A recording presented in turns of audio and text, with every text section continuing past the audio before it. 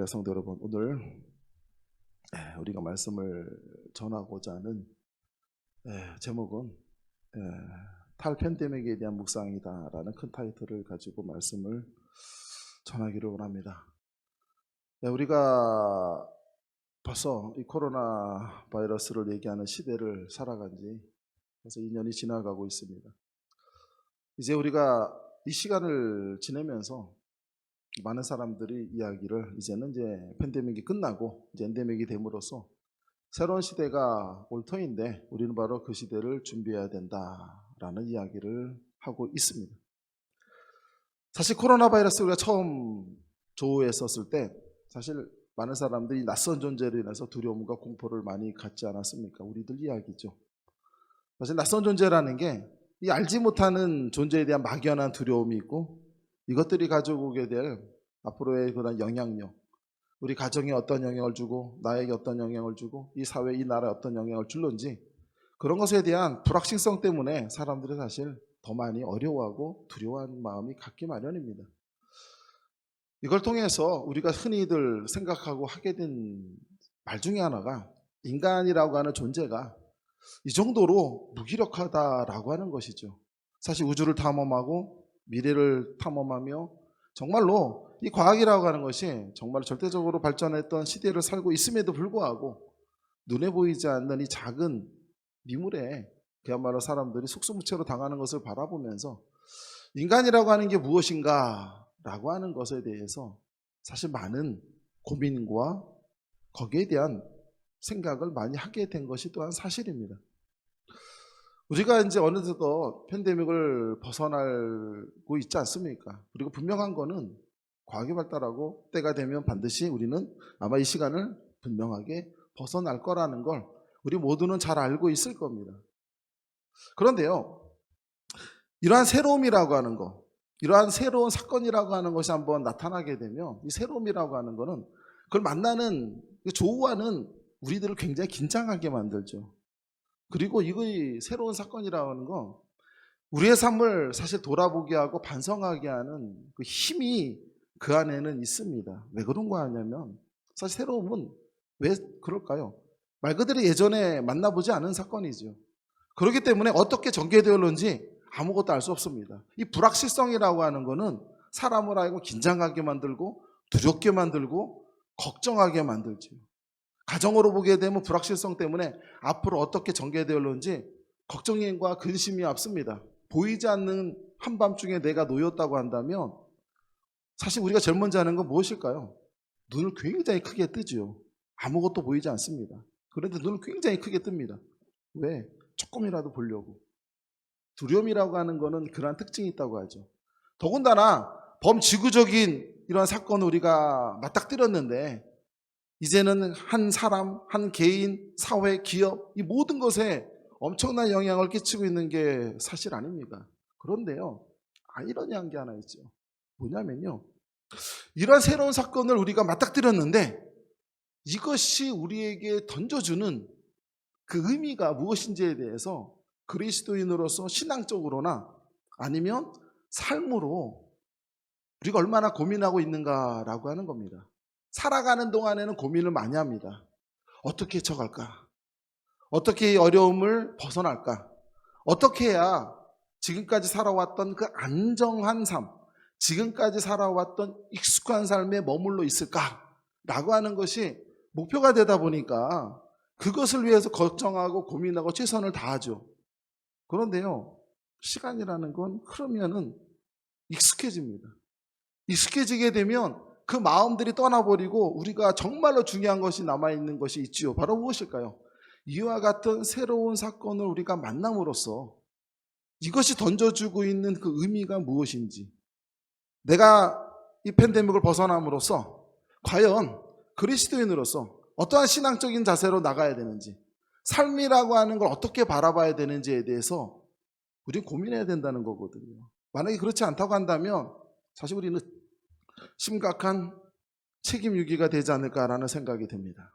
성도 여러분, 어느 사이에 한번 바라보게 되면요, 이 팬데믹이라는 게 벌써 2년이 지나가고 있지 않습니까? 이제 몇 주 동안 이 파탈 팬데믹이라고 하는 주제를 가지고 말씀을 한번 전해보고자 합니다. 먼저 생각을 해볼 것은 2년이 지나고 있는 팬데믹의 시간을 한번 성경에서 한번 찾아봤습니다. 자, 이와 같은 비슷한 사건들이 없을까라고 찾아봤는데 제가 찾은 사건은 바로 광야의 사건을 한번 찾게 되었습니다. 원래 이 광야의 시간은 우리가 잘 알고 있는 거는 몇 년입니까? 40년이죠. 40년 동안 이스라엘 백성들은 광야에서 방황했다고 성경에서 증거하고 있는데 사실은 하나님께서 이스라엘 백성들에게 허락하셨던 시간은 40년이 아니었죠. 몇 년입니까? 2년이었어요. 원래 하나님은 이스라엘 백성들에게 2년의 광야의 시간을 허락했었죠. 그 2년의 광야는 무엇입니까? 애굽에서 벗어나는 바로 출애굽이죠. 출애굽을 하고 그들이 신광야로 나가서 거기에서 민족의 기틀을 잡고 나라의 중심을 잡고 그리고 거기에서 이제 하나님의 백성이 되었음을 확인하고 가데스 바네아로 나가서 그곳에서 정당군을 보내서 그들이 보고 온 땅을 보고 와서 참으로 하나님께서 준비하신 이 약속의 땅이 이러한 땅입니다 라고 하는 걸 보고받고 이제 힘을 내어서 약속의 땅으로 입성하는 것을 하나님께서 원하셨거든요. 여기까지의 시간이 2년이에요. 여기까지의 시간 2년 하나님께서 허락하셨는데 자, 어떤 일이 벌어졌습니까? 우리가 생각해야 될 건 이스라엘 백성도 새로운 사건을 만납니다. 그 새로운 사건은 뭐냐면요. 그들이 생각 없이 살았던 400년의 시간이 있었습니다. 400년이내 그들은 종살이로 살았었죠. 애굽의 종살이로 살면서 그들에게는 소망이라는 게 없습니다. 어느 날 태어나 보니 나는 종으로 살고 있습니다. 애굽의 종살이로 살고 있는데 내 부모도 종살이를 하고 있고요. 내 할머니 할아버지도 다 종살이라고 삽니다. 나 역시도 종살이를 하기 때문에 소망을 갖지 않습니다. 그냥 당연지사 받아들여지게 되지요. 태어나면서부터 익숙함이에요. 그렇기 때문에 내가 자녀가 태어났을 때 그 자녀 역시도 어떤 삶입니까? 노예의 삶을 받아들이는 것이죠. 그것이 바로 이스라엘 백성들이 평범하게 살았던 평상시의 삶이었던 거예요. 이러한 삶을 살아갔을 때 어느 날 하나님께서 그들에게 임하시고 새로운 변화를 주셨지요. 그리고 그들을 이끌어서 어디로 갑니까? 광야로 갑니다. 그리고 그들은 2년의 광야 시간을 맞이합니다. 그런데 그 2년의 시간 동안에 이스라엘 백성들은 자신이 살아왔던 삶을 되돌아보고 반성하고 깨우칠 건 깨우치고 돌이킬 건 돌이쳐서 하나님의 백성이 되어졌어야만이 이 광야는 의미가 있는 거죠. 그런데 이스라엘 백성들은 그 광야의 시간에서 그와 같은 의미를 깨닫지 못합니다. 그들은 거기서 멈춰버리죠. 그래서 우리가 잘 아는 이야기가 있습니다. 바로 무엇입니까? 2년의 세월에서 플러스 몇 년이 더해집니까? 잃어버린 시간 38년이 더해지지요. 그래서 몇 년이라고 됩니까? 4년이라 40년이라고 말하지 않습니까? 말씀을 한번 볼까요? 민수기 14장 33절 말씀을 한번 보시죠. 33절과 34절 말씀을 한번 보시면 스크린 한번 보시죠. 보시게 되면 그들이 맞이했던 40년의 세월을 이야기하죠.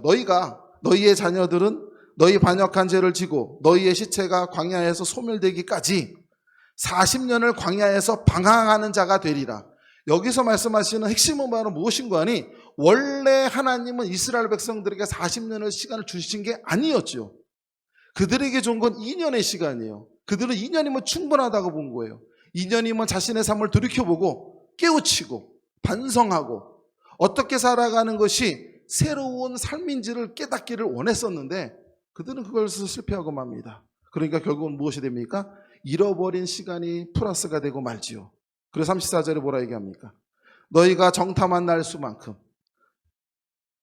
40년의 너희의 죄악을 담당할지니 그제서야 내가 싫어하면 어떻게 되는지를 알리라 하셨더라. 성도 여러분, 우리가 이 말씀을 통해서 깨달을 수 있는 건 바로 무엇이었던 거냐면요, 2년이라고 하는 광야는 하나님께서 하나님의 백성으로 거듭나게 하시는 준비하는 시간이었다라는 것이지요. 근데 그들은 깨닫지 못했던 거예요. 결국 40년이라는 세월이 지나서 충분히 고생하고 충분히 구르고 충분히 괴롭고 충분히 고통받고 더 이상 어찌할 수 없을 정도의 나락으로 떨어진 다음에 그때 가서야 다시 하나님의 백성으로 돌아왔던 거죠. 성도 여러분, 이것이 바로 2년과 38년의 차이입니다.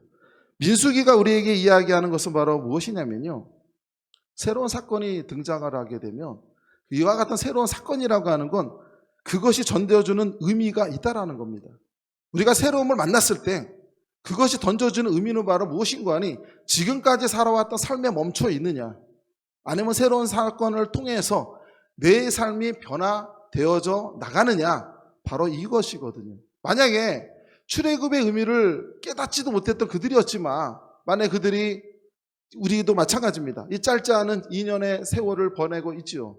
이 시간 동안 보내면서 우리가 만약에 하나님께서 왜 우리에게 2년의 팬데믹의 시간을 주셨고 이 시간 동안에 그리스도인으로서 하나님의 자녀로서의 깨달음을 갖지 못한다면, 우리도 그들과 똑같다면 어쩌면 우리도 깨닫지 못했기 때문에 38년이라고 하는 잃어버린 시간이 우리 삶에 존재할 수도 있다라는 겁니다.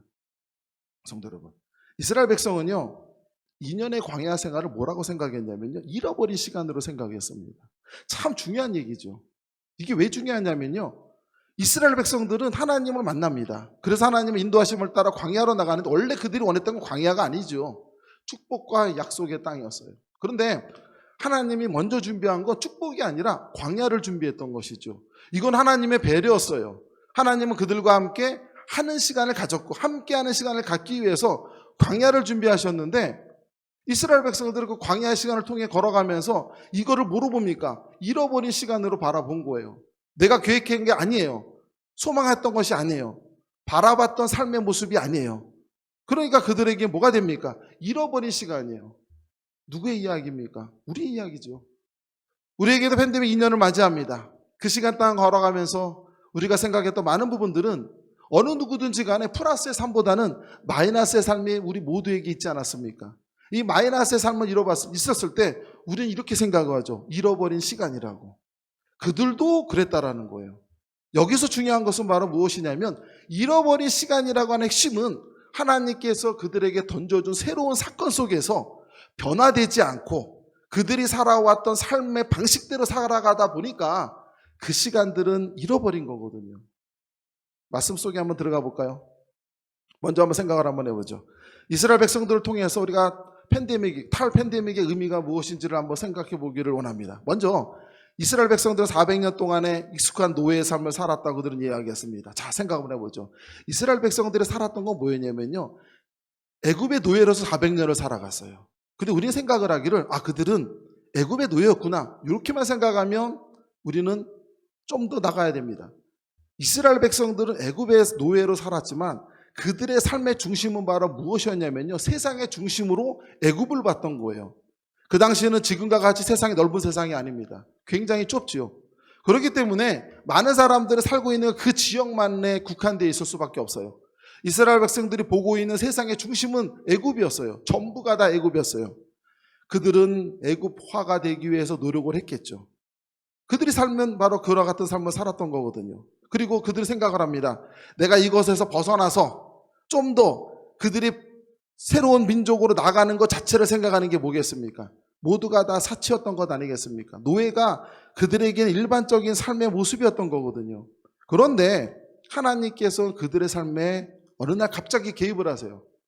어느 날 갑자기 개입을 하시는데, 자, 호렙산에서 떨기나무 가운데 모세를 부르십니다. 그리고 모세를 만나세요. 그리고 나서 모세에게 무엇을 얘기하시냐면, 이제 내가 너희들 삶으로 들어가노라 라고 선포를 합니다. 그 선포가 바로 어떻게 이야기를 합니까? 너는 즉시 바로에게 가서 너희의 하나님, 우리의 하나님께, 우리의 여호와 하나님께서 우리들을 이끌어내실 것이니 너희는 그 길을 준비하라 라고 선포하라고 이야기를 하죠. 성도 여러분, 우리는 착각하는 게 하나 있는 게 뭐냐면요, 이야기를 듣고 모세가 바로 앞에 가가지고 큰 소리로 외치면서 우리의 하나님이 말씀하시기를, 자, 바로야, 우리는 이곳을 떠나간다고 이야기하노라 큰 소리로 그들에게 외쳤을 거라 생각하십니까? 아닙니다. 성도 여러분, 옛날의 시대 상황으로 한번 돌아가 볼까요? 옛날로 돌아가 보게 되면요, 옛날의 사람들은 뭐라고 모든 것들이 종교적으로 생각을 하죠. 대부분의 생각했던 건 뭐였냐면, 그 민족이 강한 이유는 그 민족이 섬기는 신이 강하다고 생각했어요. 그 민족이 섬기는 신이 강하기 때문에 그들이 강한 것인데, 그런데 생각을 한번 해보세요.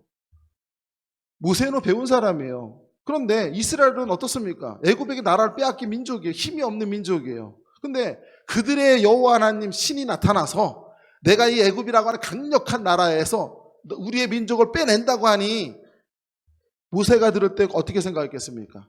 그 말을 100% 신뢰할 수가 없는 거예요. 그래서 성경이 증거하고 있는 것이 무엇인지 한번 볼까요? 말씀을 한번 따라가 보죠. 출애굽기 5장 1절 말씀을 한번 보시죠.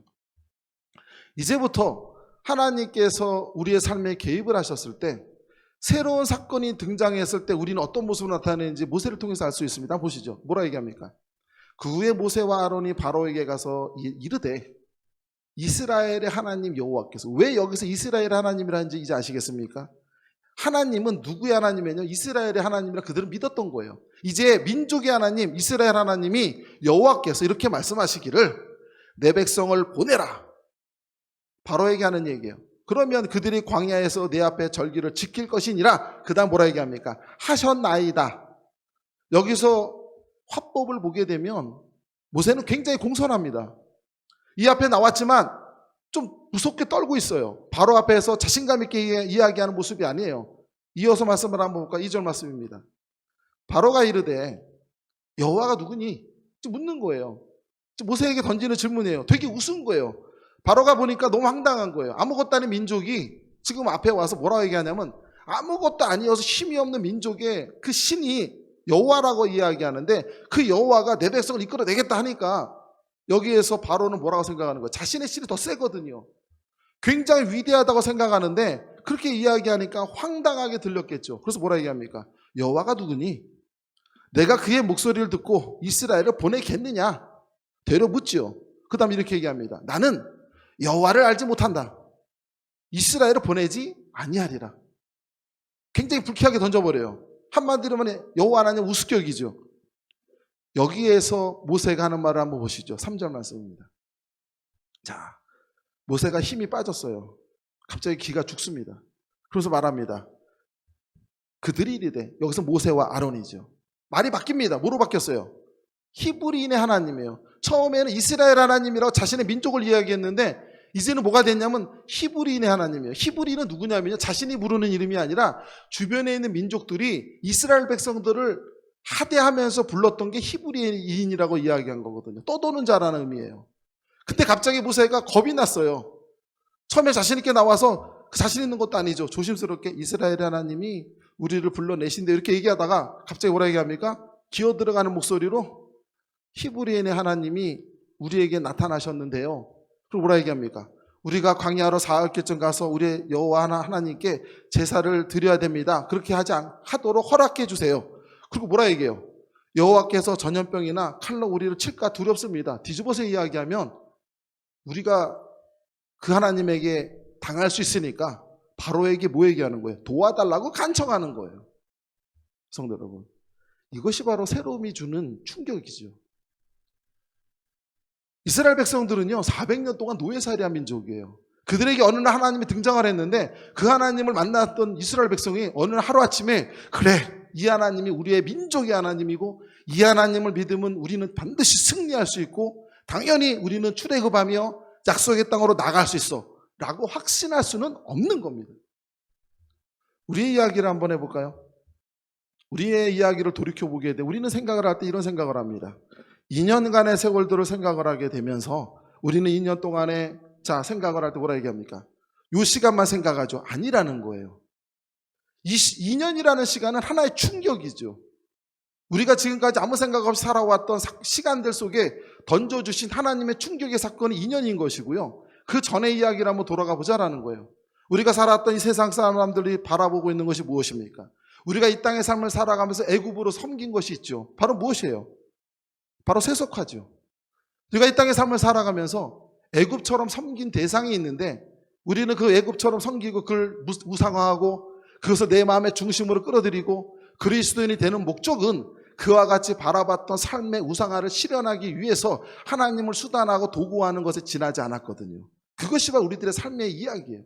그런데 그렇게 이야기하는 세상이라고 하는 삶의 속성을 들어가 보게 되면 모든 것들이 존엄함을 다 잃어버린 세상이죠. 세사회를 가든 어디를 가든 사람들은 모두가 다 존엄성을 인정받지 못합니다. 우리가 살고 있는 세상 어느 곳에서도 2000년 역사를 지내면서 인간의 존엄성을 가장 많이 이야기하는 세상이 지금이고요. 인권을 가장 부르짖는 세상이 지금이에요. 그러나 아이러니하게도 사람의 값어치가 가장 없는 세상도 지금이죠. 이제 우리 인류는 우리가 만든 기계에 비교당하고 가치를 빼앗기는 존재로 전락하고 말거든요.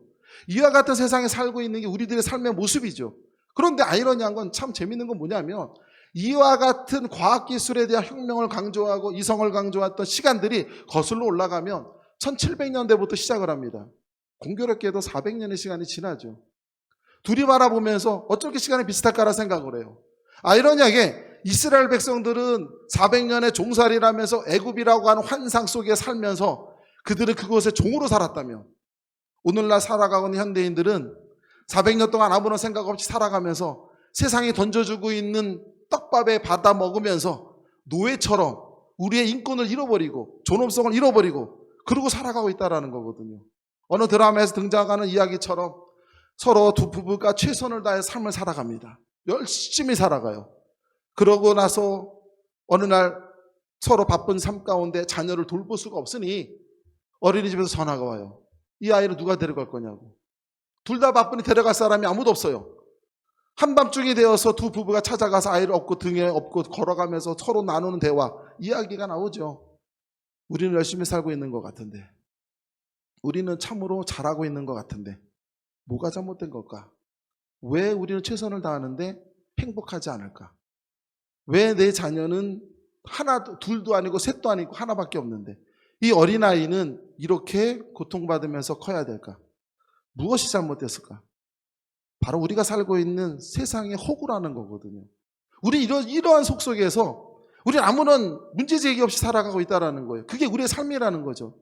그런데 그러한 삶 속에서 충격적으로 다가온 사건이 바로 뭐냐면 바로 이 팬데믹이라는 거예요. 우리가 단순히 생각할 때 어떤 바이러스가 등장을 했고 거기에서 감염되고 사람이 죽고 이런 단순하게 볼 것이 아니라 왜 400년이라는 긴 역사 가운데 속에서 이와 같은 짧지만 강력한 사건이 우리에게 다가와서 낯선 사건으로 등장하고 낯선 존재로 다가와서 우리의 삶을 뒤집어버리고 삶을 망가뜨리고 회오리처럼 뒤집어 엎어버렸던 이 사건들이 과연 우리에게 전해주고자 하는 의미가 무엇인가 라고 하는 거거든요. 당연히 두렵죠. 충격적일 수밖에 없을 겁니다. 우리가 살아왔던 삶을 하루아침에 바꿀 수는 없는 거 아니겠어요? 모세도 그랬다라는 거예요. 모세도 바로 앞에 섰을 때 벌벌 떨었던 거예요.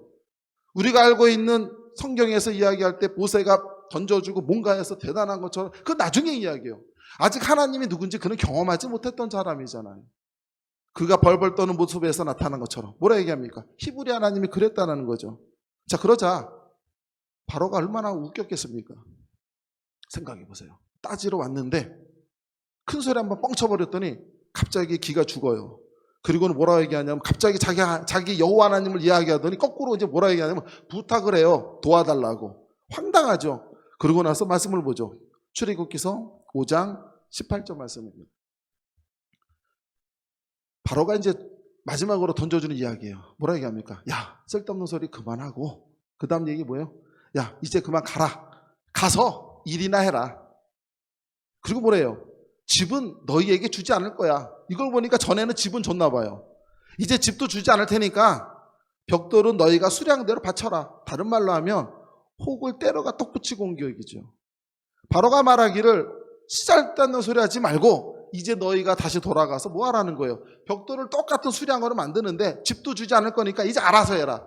쓸데없는 말에서 그 대가를 얻은 거죠. 한마디로 말하면 망신당하고 나와버린 거예요. 이게 모세가 바로를 만난 첫 번째 대담입니다. 그렇게 물러나서 그는 이스라엘 백성에게 다가가죠. 성도 여러분, 이스라엘 백성들이 이야기를 들었겠죠. 굉장히 기뻐했을까요? 아니잖아요. 그들이 만났던 하나님과의 첫 번째 조우의 사건이에요. 이스라엘 백성들이 만났던 하나님 이렇게 다가왔어요. 그들 삶 속에 다가오셨는데 충격적으로 다가오셨는데 그들은 아직 그 의미가 뭔지 몰라요.